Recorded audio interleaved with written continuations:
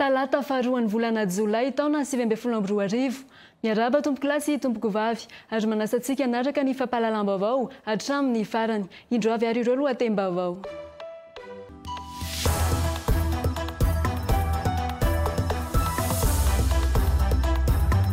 Mijoro antoko mpanohitra ny fitondrany Rajoelina amin'ny fomba ofisialy ny antoko tiako i Madagasikara. Nanatitra ny taratasy mirakitra io fanapahan-kevitra io tany amin'ny ministerany atany ny solotenany. Ny anaran'i Kristina Razanamaso sy Irmara Armamy no misy mivohy fampatolotry ny vondry ny antoko ny fitondrana Irmara ho filohany antenimieram-pirenena. Nanambaram-bola samy ivory ny solombavambahoaka TIM sy IRD ary ny tsy miankina hanampahana ny anarana tena ho atolotra amin'ny fomba ofisialy. Roa hety sy roa tapipisariary ny sarany fitaterana mandroso sy miverina makany Egypte ho an'ireo izay te hanatrika ny lalao ampavalin-dalana hatrehany Barea. Anova fiaramanidina manokana hitondra ireo mpakafy baolina kitra ny fiadiany Repoblika hoy Italia serasera Rinara Kotomanga tamin'ny rindriny compte-ny Facebook. Mialoha amin'ny dirantsika amin'ny Atsipria ny fampahalalam-baovao dia ho arantsika avy hatrany ny fampahafantarana ny mety toetry ny andro iarana amin'ny Valisoa.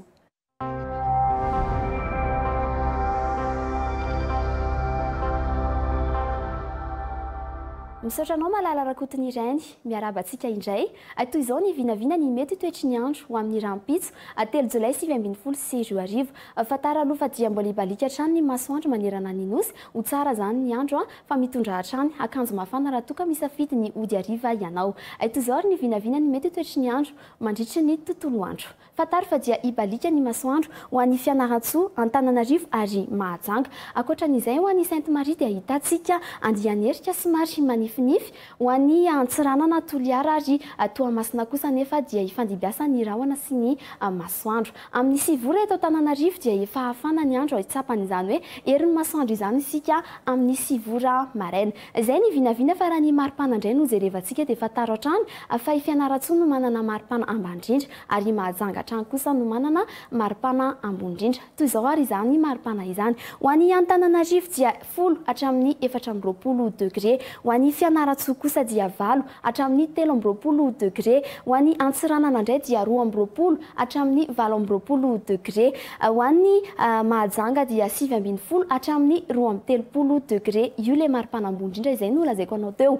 Ny Sainte-Marie kosa dia 12 hatramin'ny 14 degré Celsius. Ho an'ny Toamasina dia 12 hatramin'ny 14 degré ary farany ho an'ny Toliara 12 hatramin'ny 15 degré Celsius. Zay ary ny vinavina ny mety toetry ny andro ho amin'ny rampitso 3 Jolay 2024 sy 10 Isaoranay ianao nanaraka izany hatramin'ny farany. Izao kosa tsika dia hanaraka avy hatrany ny Antsipiriam-baovao iarahana amin'ny Malalatina. Velomindray ary.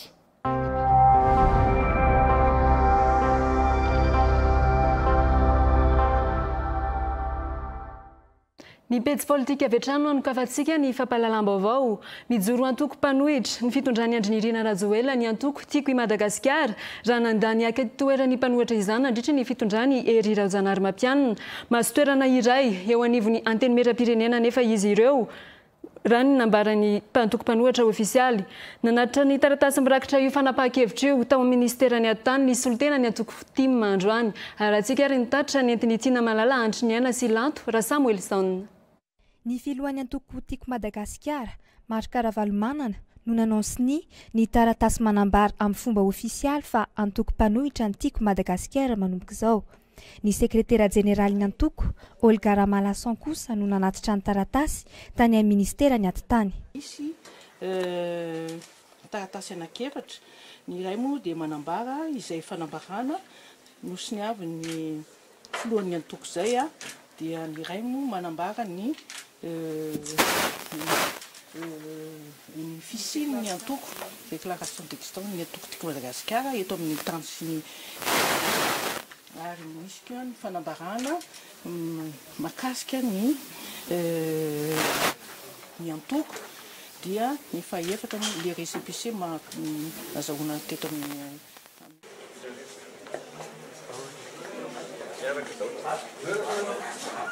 dia manambara izahay amin'ny fomba ofisialy fa ijoro ho antoko mpanohitra mba ahafahantsika mampiatra izay hoe demokrasia sy tany tandalana izay ahafahantsika mampandroso any Madagasikara satria antsika rehetra Madagasikara ka ilaina ny antoko-panohitra matanjaka hiatrehantsika izay fampandrosona ny Madagasikara izay.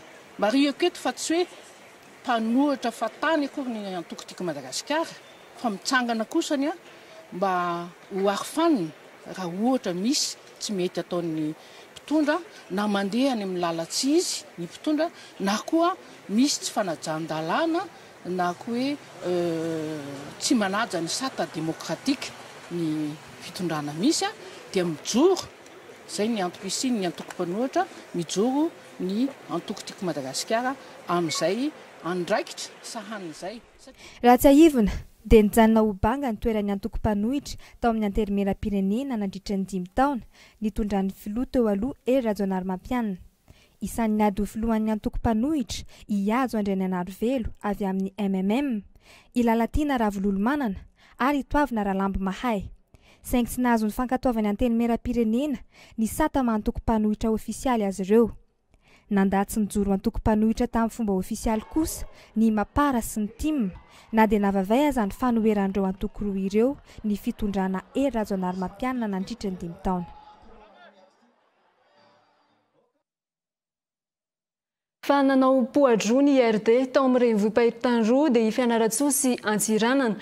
Azon'izy ireo avokoa ny toerana ho an'ny solombavambahoaka raha ny vokatra ofisialy navoaka ny fitsarana avo momba ny lalam-panorenana. No mareny filohan'ny antenimieram-pirenena tamin'ny kabary ny fiainan'ny tapa-avitrian'ny mpifidy azafady tamin'ny fifidianana solombavambahoaka lasa teo. Ny solombavambahoaka noho izany no tokony amerina ny asin'ny antenimieram-pirenena, amerenana ny fahatokisan'ny vahoaka olom-boafidy. Ho iatrany Erika Rakotoarisoa. Ny vondrona IRD sy ny TQ Madagasikara no antoko politika nazo toerana betsaka tao amin'ny antenimieram-pirenena raha nivoaka mpifidianana ofisialy navoaka ny fitsarana avy momba ny lalam-pandrenana androany. Toerana iray no azo ny antoko MDM ary toerana iray azo ny antoko CJMP. Ankoatra ireo dia nahazo ny maro an'isa amin'ny antenimieram-pirenena ny kandida tsy miankina. Isan'ireo nanao podro tamin'ny fifidianana solombavambahoaka ihany koa ny IRD tao Miarinarivo, tao Fianarantsoa ary tao Antsiranana. Tsy nisy ny valim-pifidianana tao amin'ny birao fandatsaham-bato miisa enina, tao amin'ny fokontany Ambohipato sy Ambatomily Ambilobe, Ambohidaja Ifanadina, Andrafo be Maintirano, Tsararano Mampony ary tsy mikaboky Ambovimbe Androy. Nofoana ny fitsarana avy momba ny lalam-pandrenana ny vato vala 700 azo ny kandida larana faharoa tao Ambatomaityana Lalava. Nanamarika ny fiainan'ny tapa-avitriana ny filohan'ny fitsarana avy momba ny lalam-pandrenana ary nanambara fa ny olom-boafidy no tokony amerina ny fahatokisan'ny vahoaka io. Niena ny tapa-avitrian'ny fidy tamin'ny 7 Mey lasa teo. Betsaka ny resaka sy ny famisavisana maro samihafa. Tsy azo atao modidy tsy hita ireo mpifidy betsaka tsy nandray antsara ireo. Mila fandiniana lalina. Misy manampaizana malagasy afaka mandalina izany araka ny fomba ara-tsiansa. Antenaina fa isy ny fikarohana momba izany ahafahantsika rehetra misintona lesona sy manarina ny tsy mety. No io tany tsy fandraisana antsara izay avy tamin'ny andro fifidianana io dia manana didy lehibe sy faran'izay mavesatra ianareo député vola. Voalohany dia ny famerenana ny asin'ny antenimieram-pirenena izay tokony ho androm-panjakana manana ny toerany sy ny ajany eto amin'ny firenena. Faharoa dia ny famerenana ny fahatokisan'ny vahoaka ny olom-boafidy. Noho izany dia na dia rampitsy ihany aza dia tokony verina miaino ampanetretena ny entaentan'ny vahoaka ianareo ary mampiseho fa ho tena solotena sy ho mpitondra teniny izy ireo. Ny andin'ny fahavala amin'ny fitopolo ao amin'ny lalam-pandrenana no mamaritra ny fiantsoana ny solombavambahoaka vaovao hiatrika ny fivoriana ra-potoana voalohany ny 19 Jolay ho avy izao. Fa tsy nisy lany avokoa ireo kandida solombavambahoaka nivadika loko politika na ireo atao hoe nivadika palitao nandritra ny 5 taona na solombavambahoaka azy farany teo. Nisy tamin'izy ireo no nahavita namerina ny antoka arabola, nisy tamin'izy ireo ihany koa ireo tsy naverina izany ka nandalo fitsarana tamin'ny vahoaka indray tamin'ny fifidianana. Raha antsika ary ny fanadihadiana mahakasika izay. Tsy voafidy solombavambahoaka intsony ary John Andriamalala na i John Elita. Solombavambahoaka farany teo tamin'ny anaran'ny tenany manokana. Isan'ireo kandida niovaova loko matetika eto anivony antenimieram-pirenena. raha kandida tsy miankina nivadika TGV no ny tonga tao amin'ny anteny mera-pirenena ny fidy any Kristina Razanoasoa ho filohan'ny anteny mera tamin'izany fotoana izany. Avy eo indray nivadika ho HVM ary rehefa niala teo amin'ny toerany era-jaonano ampianina niditra tany amin'ny Mapara indray. Tao anatin'ireo tsy voafito solombavam-bahoaka intsony ihany koa Ikaty. Lany solombavam-bahoaka Mapara saingy rehefa tonga tao amin'ny anteny mera-pirenena lasa HVM.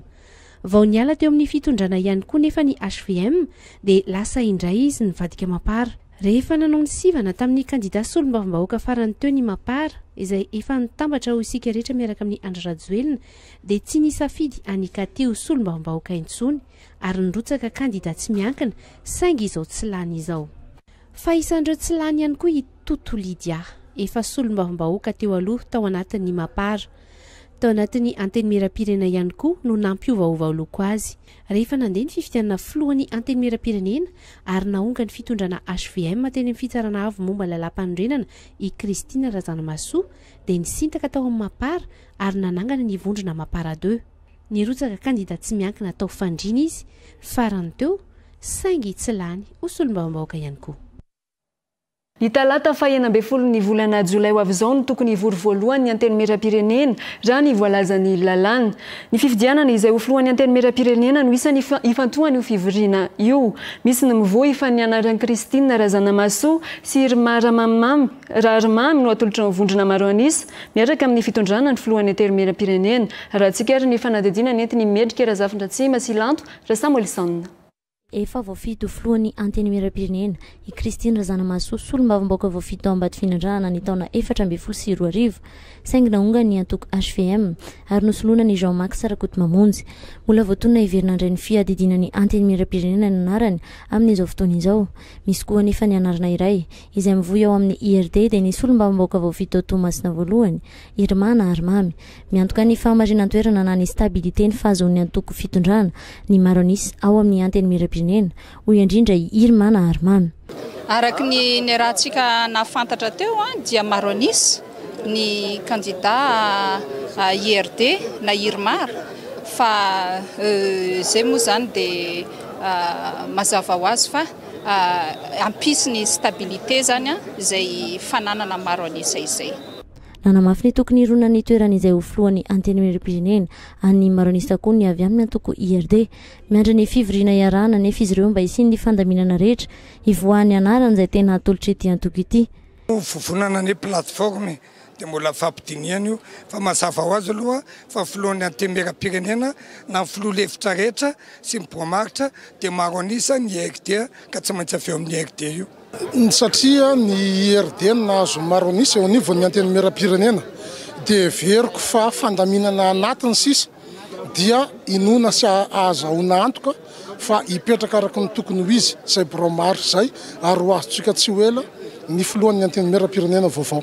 Vao nivoaka zao ny vokatra aloha tsy maintsy isy ny fandaminana ao anatin'ny antoko hoe iza no atolotra amin'izany toerana izany fa inona kosa nefa fa tsy voaka amin'ny maro anisa n'izany toerana mahafilohan'ny anteny mera-pirenena izany fa mbola tsy maintsy isy ny fivoriana sy fampidinihana eo amin'ny député rehetra ahafahana manapaka hoe iza no atolotra.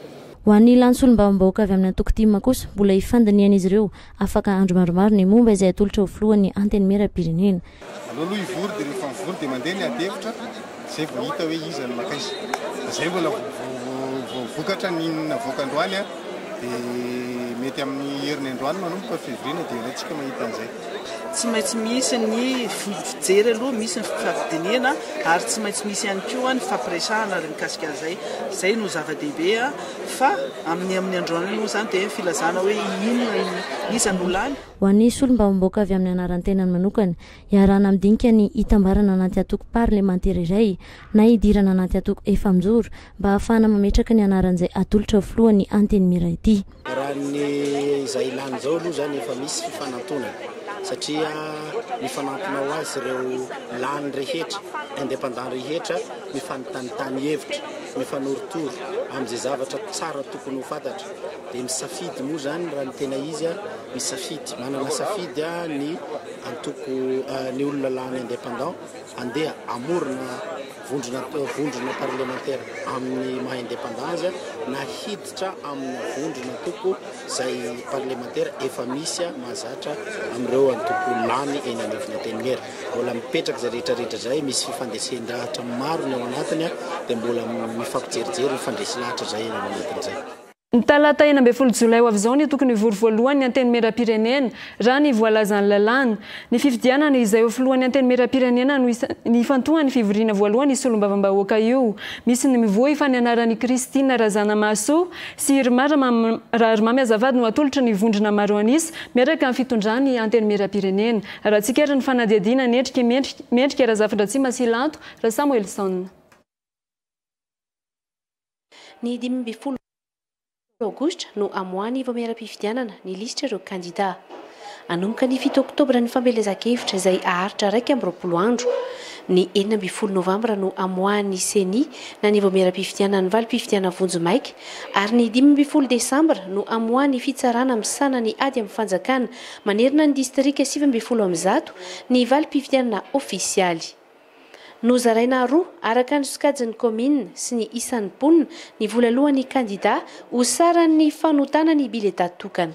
Ho an'ny commune Ambonivohitra Antananarivo manokana, io ilay hoe commune urbaine hors catégorie dia 5 tapitrisa ariary no fandraisana anjara alohan'ny platsaka hofidiana. Ho an'ny commune Ambonivohitra sokajy voalohany commune urbaine de première catégorie dia 10 sy roa tapitrisa ariary 2 500 000 ariary. An'ny commune Ambonivohitra sokajy faharoa dia arakaraky ny isan'ny mpanolotsaina hofidiana. Ho an'ny commune urbaine de deuxième catégorie izay hifidy mpanolotsaina 7 reo dia ny commune urbaine de deuxième catégorie izay manana isan'ny mponina mihoatra ny 5 sy roa hetsy. 7 ny conseiller hofidiana. Ray tapitrisa ariary na 1 million d'ariary ny caution tokony ho aloha. Ho an'ireo zay hifidy mpanolotsaina 10 zany hoe raha eo anelanelan'ny 5 sy roa hetsy ka hatramin'ny 2 sy ray hetsy eo anelanelany 120 000 sy 250 000 nisan'ny mponina dia 10 ny conseiller fidiana dia 5 sy 10 hetsy 550 000 ariary ny caution tokony ho aloha. Ho an'izay hifidy conseiller 30 commune urbaine de deuxième catégorie io, izy ireo commune urbaine de deuxième catégorie hifidy conseiller 30 reo izay manana mponina eo anelanelan'ny 2 sy ray hetsy ka hatramin'ny 4 alina. Zany hoe raha ohatra ka nombre de population entre 120 000 et 80 000 population.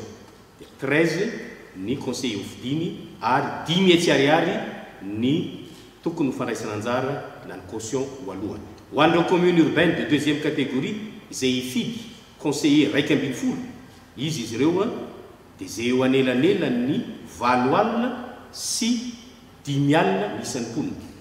Nombre de population entre 50 000 et 80 000. 11 ny conseiller fidiny ary 10 alina sy 4 hetsy ny caution tokony ho aloha. Farany ho an'ireo commune urbaine de deuxième catégorie ihany, commune Ambonivohitra sokajy faharoa izay latsaky ny 10 alina ny mponina ho aminy dia conseiller 6 no fidiny ary 4 hetsy ariary no caution tokony ho aloha 400 000 ariary. Ireo les communes rurales manana mponina latsaky ny ray alina 10 000 isan'ny population dia conseiller 7 no fidiny ary 10 alina sy 3 hetsy 350 000 ariary no caution tokony ho aloha. Ho an'ireo commune rurales izay latsaky ny ray alina ny mponina ho aminy inférieur à 10 000 ny isan'ny population dia conseiller 10 no fidiny ary dia 3 hetsy no vola tokony ho aloha. Tovy amin'izay ihany koa ny vola fandraisana anjara amin'ny fanotana ny bulletin tokony ho aloha raha ilatsaka conseiller. iantoany fanjakana malagasy tanteraka ny vola lany rehetra amin'ny fifidianana fa tsy misy fanampiana avy any ivelany na fikitiana ny kitapom-bola ny SACEM izay tantany ny vondrona iraisam-pirenena. Efa natolotra ny governemanta ny talata 4 jona lasa teo ny volavolana teti-bola anatotosana io fifidianana io ho ny voamera-pifidianana nandritra ny fionany tampanao gazety ny 7 jona. Tsy nentina moka ny mety ho fandaniana amin'ny fifidianana izy ireo. Raha atao kosa ny kajikajy tsotsotra mety ho tafakatra hatrany amin'ny 100 lavitra ariary ihany ny vola ampiasaina anatanterana ny fifidianana kominaly. Misy 590 ireo komina manerana ny Madagasikara. Be ny tanàna misy 590 noho izany novidiana miampy mpanolontsaina kominaly izay samy manana ny isany arakaraka ny isan'ny mponina amin'ny komina iray. Mizara 3 ireo komina ambonivohitra tafiditra anatin'ny sokajy manokana na for kategoria ny eto Antananarivo renivohitra. Misa 9 ireo komina ambonivohitra anatin'ny sokajy voalohany ary misa 17 ireo komina andrenivohitra sokajy faharoa. Mizara 2 kosa ireo komina ambanivohitra ny 9 amin'ireo anatin'ny sokajy voalohany ary 25 ny isan'ireo komina ambanivohitra sokajy faharoa. Ny elanelany isan'ny mponina no mamaritra ireo sokajy ho an'ny komina ireo. Na fifidianana roa kosa aza no atao anatin'ny birao fandatsaham-bato iray, tsy misy fiovana ny isan'ireo mpikambana ao anatiny. Iamafy nefa ny fampiofanana omena ireo mpikambana amin'ny birao fandatsaham-bato isorohana ny tandrevaka.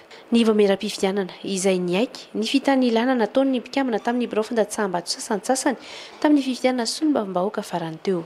Raha mitondona ny tsy fanarahan-dalàna ka fantatra ny tompona andraikitra ary tsy maintsy ho atao izay ahafantarana an'izay raha ohatra ka nisy tokoa zany dia ho raisina ny fepetra na ara-pitondran-dra raha-mpanjakana sanction administrative mazava ho azy ny fanesorana azy amin'ny andraikitra izay sahaniny tsy vitan'izay eny anefa fa tsy maintsy isy ihany koa ny fanasaziana araky ny lalàna na ny antsoina hoe sanction pénale ary dia hoarahana eny anivony fitsarana izay olona sy tompona andraikitra tratra sy voaprofo fananao an'izany tsy fanarahan-dalàna. Ny lalana fehizorana sy nafantsiana farany taona 2012 no hiatra ho an'ny fifidianana be ny tanàna sy ny mpanolontsaina ny tanàna. Ifanandrana amin'ny fifidianana be ny tanàna indray ny antoko tiako i Madagasikara sy isika rehetra miaraka amin'ny Andry Rajoelina. Mbola tsy fantatra izay ho kandidan'izy ireo, saingy efa misy ireo anarana maromaro mivoaka sy ireo olona akaiky ny Andry Rajoelina mikasa ho kandida be ny tanàna. Antoko mbola matanjaka eto Antananarivo ny antoko TIM raha ireo fifidianana roa ny sesy izay saika nandraisan'ny kandida tsirairay avy. Tsy anankoresy mora koa nefa ny kandida ny fitondrana no izy ireo eo amin'ny toerany mpitondra. Arahantsika ery ny fanadihadiana nentiny Diamondra Andrianève sy Lanto raha Samuelson. Tojo Ravalomanana, zanaka lahy faharoa ny Floteolo Marka Ravalomanana no resaka mandeha fa mety ho kandida atolotry ny antoko TIM eto Antananarivo renivohitra. Efa isan'ny saika atolotra kandida izy tamin'ny fifidianana be ny tanàna farany, saingy ny reniny Lalao Ravalomanana no natolotry ny antoko.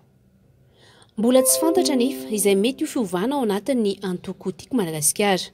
Tao anatin'ny volana maromaro mantsy izay dia efa niparitaka tamin'ny tambazotra sosialy samihafa fa mety ho i Marka Ravalomanana izay efa filoham-pirenena teo aloha no apetraky ny antoko indray ho kandida be ny tanàna. Eo no mipetraka ny fanontaniana. Tena iverina hitantana Antananarivo indray ve i Marka Ravalomanana izay efa filoham-pirenena no efa niady toerana ho filohan'ny firenena tamin'ny fifidianana farany teo? Ny fisiany Girivo Randrianarsoa izay lasa sekretera jeneraly ny komina Antananarivo renivohitra koa nefa etsy andaniny mbola mampametra-panontaniana ny mpanara-baovao. I Girivo Randrianarsoa izay efa solombavam-bahoaka TIM ary tamin'ny fifidianana farany teo nanapa-kevitra ny tsy ho kandida intsony no ny toerana ifandimbiazana raha ny fanazavana nomeny. Isan'ny atokisan'ny Floteolo Marka Ravalomanana rahateo i Girivo Randrianarsoa sady ambarandreo akaiky azy fa tanana ankavanany Ravalomanana. Ho an'ny avy amin'ny antoko tanora malagasy vonona na ny TGV, marobe ihany koa ireo mikasa ho kandida io antoko io eto Antananarivo renivohitra. Ao anatin'ny totsofina i Lalatiana Rakotondrazafy, minisitry ny fifandraisana sy ny kolotsaina. Efa kandida be ny tanàna tamin'ny taona 2012 natolotry ny antoko noforoniny Freedom saingy tsy lany. Amin'ity fifidianana ity raha ireo famakafakana politika rehetra mivoaka mety ho kandida atolotry ny vondrondreo antoko miaraka amin'ny filoham-pirenena Andry Rajoelina izy. Resaka fotsiny ihany anefa aloha izany hatreto.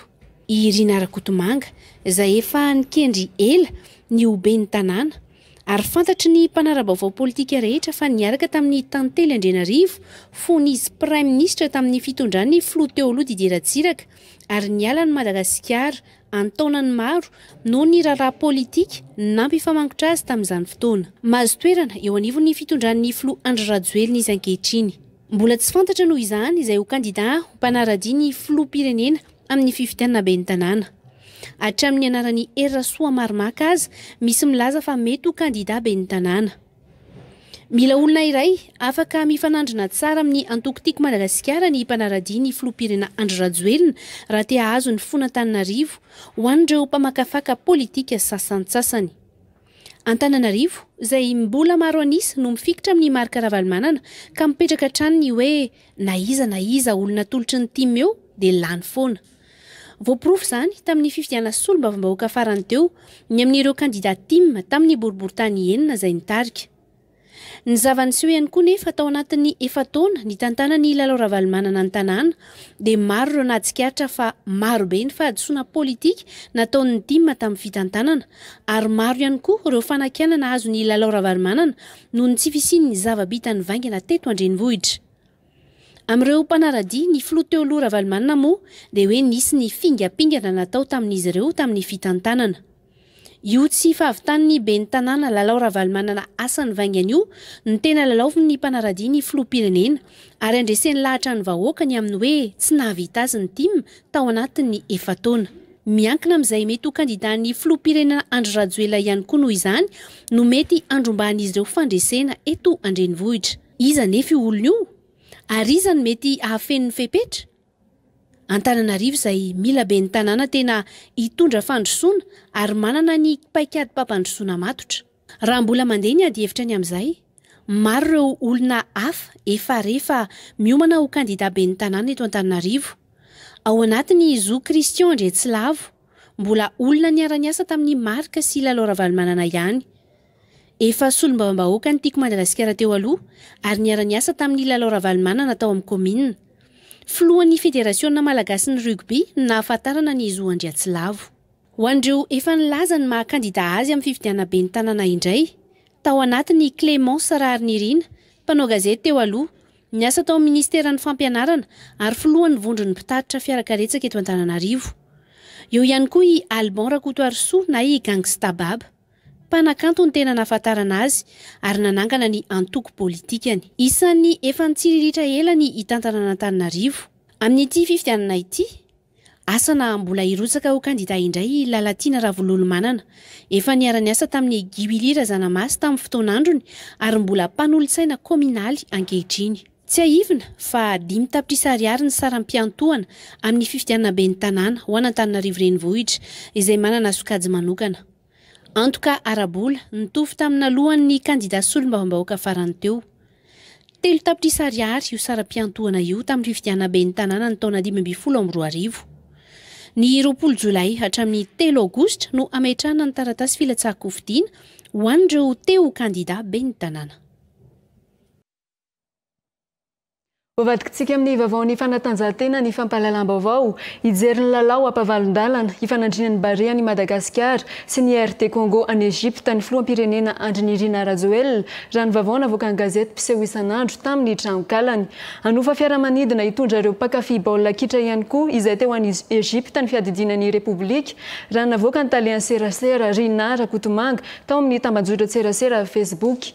Roa hetsy sy roa tapitrisa ariary ny saran'ny fitaterana mandroso sy miverina hoy Irina Rakotomanga. Raha tsika ary ny fanadihadiana nentin'ny Balaravaka sy Fi Ravondrison. Miala eto Madagasikara ny sabotsy alina ary miverina ny alahady alina ity zotra manokana ho fainy fiadidinan'ny Repoblika ity hitondra mpanoana amin'ny Barea any Egypte ary ny alatsinainy maraina no iverina eto Tandrazana.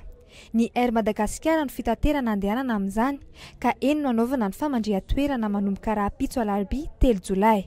roety sy roa tapitrisy ariary ny sarany fitaterana mandroso sy miveriny hoy ny taleny serasera eo anivon'ny fiadidina ny repoblika mitotaly 8 sy 7 alina sy enety sy roa tapitrisy ariary kosa ny vola ilain'ireo mpakafy baolina kitra iray andeha ho any Egipta raha mbola tsy manana passeport sy visa 8 sy 9 alina sy roetsy ariary ny visa ary 9 alina sy raitsy ariary ny passeport amin'izany eny amin'ny lampanambotsirohitra no mangataka izany visa sy passeport izany ny laharana 834 442 7 no antsoina ho an'ireo mbola hikarakara izany passeport sy visa izany.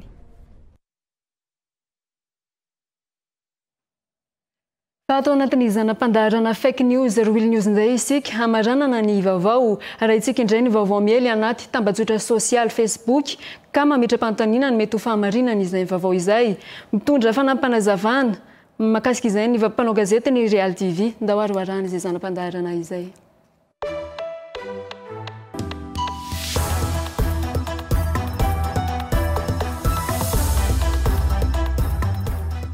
Omaly isika dia nanaraka ilay fanampy nataona tovolahy iray nilaza fa ho tapainy ny filahiny raha maharesy any Nigeria i Madagasikara. Izay hitantsika tamin'ny sary niparitaka fa dia fake be izao io vaovao io. Androany indray niparitaka be hitany anaty Facebook ny sary miaina an'ity lehilahy iray ity.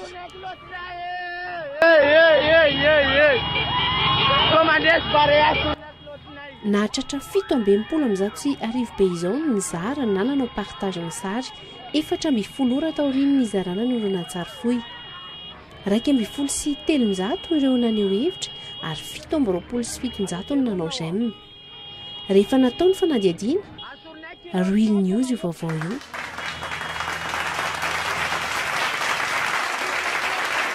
Izany hoe tena vaovao marina ary tovolahy avy any Mahajanga nanao fanampy fa raha maharesy sy any Nigeria i Madagasikara dia hoe sorony ny akanjony ary azakazaka iny an-dalana izy. Iny zanam-pandaharana iny tompoko lahy sy tompoko vavy no amaranantsika ny fampahalalam-baovao ao aorian'izao fampahalalam-baovao izao moa dia mbola misy ny fandaharana invité du jour mametraka ny mandrapitafa ary tompoko lahy sy tompoko vavy ho amin'ny manaraka indray. Veloma tompoko.